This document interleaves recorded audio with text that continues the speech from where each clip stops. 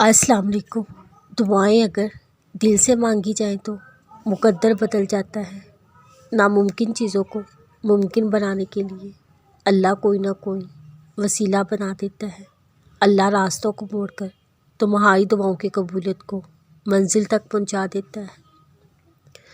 اگر تمہیں یہ لگتا ہے ہر طرف سے تمہارے لیے دروازے بند ہو گئے ہیں، اب تمہارے پاس جینے کی کوئی وجہ نہیں رہی، تو اللہ کو اپنے جینے کی وجہ بنا لو، کیونکہ ایک دروازہ ہے جو کبھی بند نہیں ہوتا۔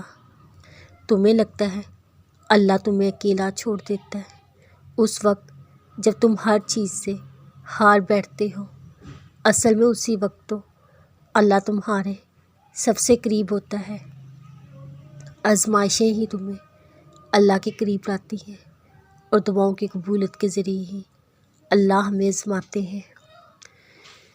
تمہیں پتہ ہے اللہ پاک انہیں آزماتے ہیں جن سے وہ محبت کرتے ہیں، اور کبھی کبھی اللہ ہمیں اس لیے بھی آزماتے ہیں، ہم اللہ کو صرف غم میں یاد رکھتے ہیں اور خوشی میں ہم اللہ کو یاد رکھنا بھول جاتے ہیں۔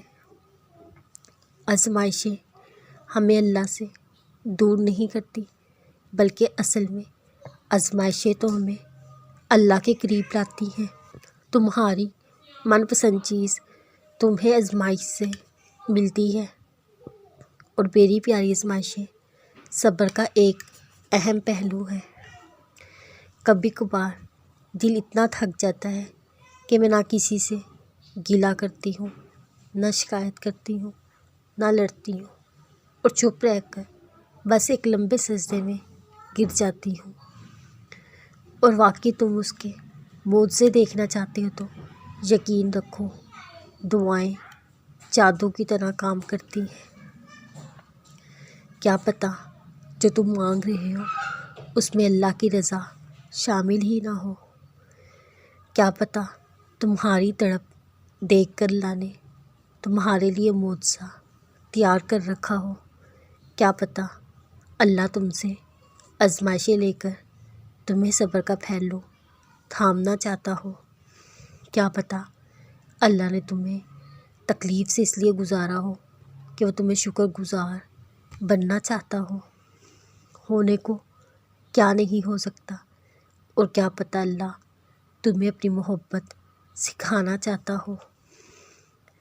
تمہارا ٹوٹ جانا اللہ نے دیکھا تھا، کیا پتہ اللہ نے تمہیں در پر لانے کا یہی ذریعہ بنایا ہو۔